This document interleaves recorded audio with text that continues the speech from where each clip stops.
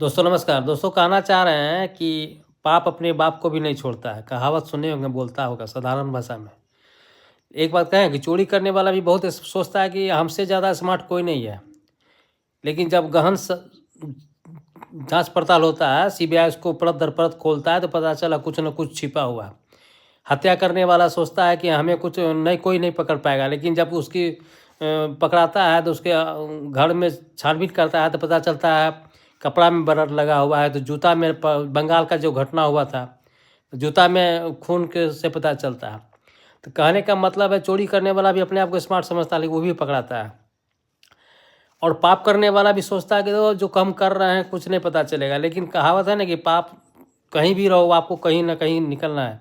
वही जो वर्तमान समय में एप्स्टेन फाइल के बारे में सुनने को देखने को मिल रहा है, बहुत मानवीय जघन्य अपराध कहिए एक तरह से। उसका सोच का कोई अंत नहीं है।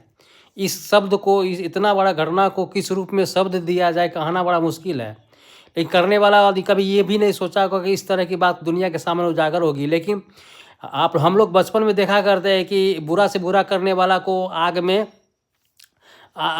ठीक तला हुआ तेल में खौलाया जाता है, ठीक है, मशीन में लटकाया भोंका जाता है, आरी से काटा जाता है। वो वर्तमान में जो कलयुग में देखने को मिल रहा है, वह परत दर परत खुल रहा है। कौन किसको क्या पाप किया है वो तो भगवान उसको सज़ा मिलेगी ही मिलेगी। लेकिन दुनिया के सामने ये देखने से आश्चर्य होता है कि बहुत बड़ा इस तरह का भी घटना सोचा।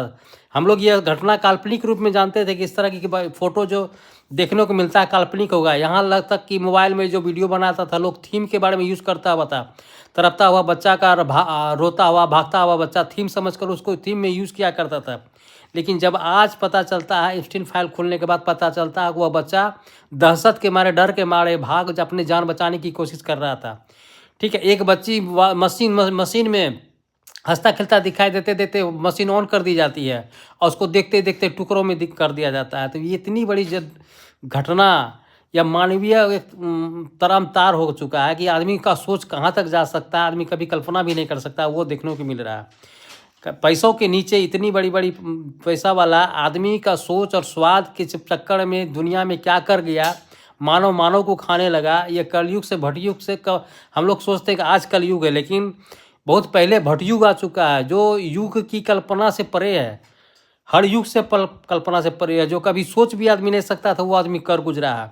कौन किसका नाम है इस पचड़े में हम नहीं पढ़ना चाहते, लेकिन वास्तविकता यही है कि मानव की सोच वहीं ख़त्म हो जाती है। आप सोचते हैं कि मानव का इज्जत देखना, वैल्यू जिसके बार सामने मानव का कोई वैल्यू नहीं है, बच्चा का कोई वैल्यू नहीं है, तो उसके सामने इंसानियत का कोई मायने नहीं रखता है। बस